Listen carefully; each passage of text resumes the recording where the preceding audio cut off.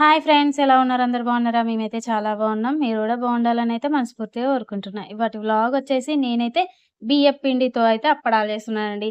Summer కదా, ఇప్పుడు అప్పడాలు అయితే ఈజీగా అయితే ఆరబెట్టుకోవచ్చు. కాబట్టి ఎలా చేయాలనేది ఈ వీడియోలో చూడండి. అంతకంటే ముందు మన ఛానల్ని సబ్స్క్రైబ్ చేయండి.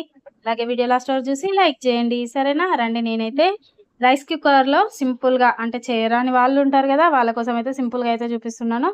నేనైతే 4 చెంబుల వాటర్ అయితే తీసుకున్నానండి. ఈ చెంబు హాఫ్ లీటర్ ఉంటది.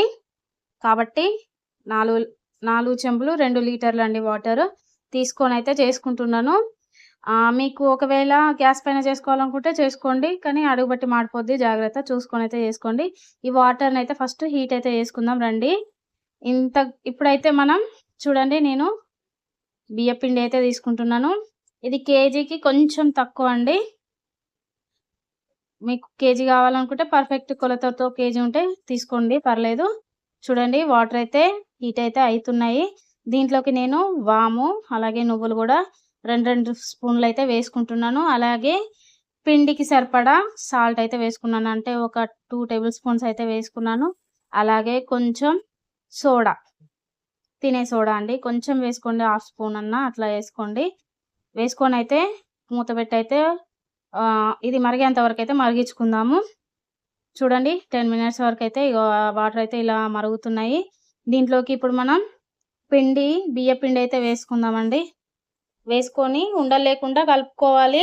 మన గ్యాస్ పైన అయిందనుకోండి, పిండి వేయగానే గడ్డలు గడ్డలుగా అడుక్కు వెళ్ళిపోయి అడుగు బట్టి మాడిపోతుంది. ఇలా రైస్ కుక్కర్లో ఒకసారి ట్రై చేయండి, డిఫరెంట్గా మీకైతే అర్థమవుద్ది. అసలు పిండి మాడకుండా వస్తుందా రాదా అనేది మీకైతే డెఫినెట్గా అర్థమవుద్ది. చాలా ఈజీగా ఉడికిపోద్దండి, అసలు అడుగే పట్టదు. ఇలా చూపించినట్టుగా కలుపుకుంటూ అయితే చూడండి, ఇలా కలుపుకున్నాను. ఇప్పుడు దీన్ని కూడా ఒక 5 to 10 మినిట్స్ మూత పెట్టి అయితే మగ్గించుకుందాము.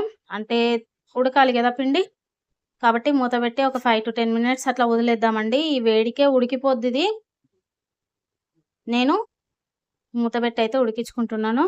చూడండి, మూత తీసిన తర్వాత పిండి అయితే చాలా సాఫ్ట్గా ఉంది, కాకపోతే చాలా వేడిగా ఉందండి. చెయ్యి జాగ్రత్త చూసుకొని అయితే చేసుకోండి. ఇలా నేను చూపించినట్టుగా ప్రెస్ చేసుకుంటూ అయితే చేసుకోండి, అలా అయితేనే అప్పడం అనేది విరగకుండా వస్తుంది. ఇలా చిన్న చిన్న బాల్స్ చేసుకునేటప్పుడు చేతికి ఆయిల్ మాత్రం చేసుకొని అయితే ఇలా చేసుకోండి, అలా అయితేనే పిండి అనేది స్మూత్గా ఉంటుంది. ఇలా చేసుకొని అన్నీ కూడా పక్కకు పెట్టుకొని వేడి పైనే మనమైతే అప్పడాలు అయితే చేసుకోవాలండి. చల్లారితే మాత్రం మొత్తం విరిగిపోతాయి, అసలు ఒక్కటి కూడా సరిగ్గా రాదు. చూడండి, నేను ఒక చిన్న, అంటే గ్యారెల్ మిషన్ ఉంటుంది కదా, దానికైతే ఇలా కవర్ పెట్టుకొని అయితే ఆయిల్ రాసుకుంటూ అయితే అప్పడాలు అయితే వేసుకుంటున్నానండి. ఇలా చేయడం చాలా ఈజీ. మీకు ఇంకా వేరే స్టైల్లో వస్తే ఒకవేళ కామెంట్ చేయండి, అలా కూడా ట్రై చేద్దాం. నేనైతే ఇలానే చేస్తాను. చూడండి, చాలా పల్సగా ఎంత చక్కగా వచ్చినాయి చూడండి, అసలు విరిగే పోవు, చాలా స్మూత్గా చాలా పల్చగా వచ్చినాయండి. చూసారు కదా, నా వేళ్ళు కనబడుతున్నాయి.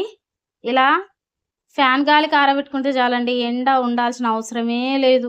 ఫ్యాన్ గాలికి 1 డే ఉంటాయి. ఇలా చూడండి, ఇలా అయితే వస్తాయి, చాలా పర్ఫెక్ట్గా వస్తాయండి. నేను వీటిని ఫ్రై చేసి కూడా చూపిస్తాను. 1 డేలో పర్ఫెక్ట్గా ఎండుతాయి. చూడండి, నూనెలో వేయగానే ఎలా అయిందో, చాలా బాగా వస్తాయండి. ఒకసారి ట్రై చేయండి, నచ్చితే కామెంట్ చేయండి. అలాగే ఏమైనా డౌట్స్ ఉంటే నాకైతే కామెంట్ చేయండి, సరేనా? చూడండి, ఎంత మంచిగా వేగిపోయినాయి అప్పడాలు. చేతిలో వేయగానే ఇలా బ్రేక్ అయిపోతున్నాయి, చూసారా? చాలా పర్ఫెక్ట్గా వస్తాయి. అలాగే మన ఛానల్లో ఇంకా చాలా మంచి మంచి వీడియోస్ ఉన్నాయి, వెళ్ళి చెక్ చేయండి, సరేనా? మరిక ఉంటాను, బాయ్.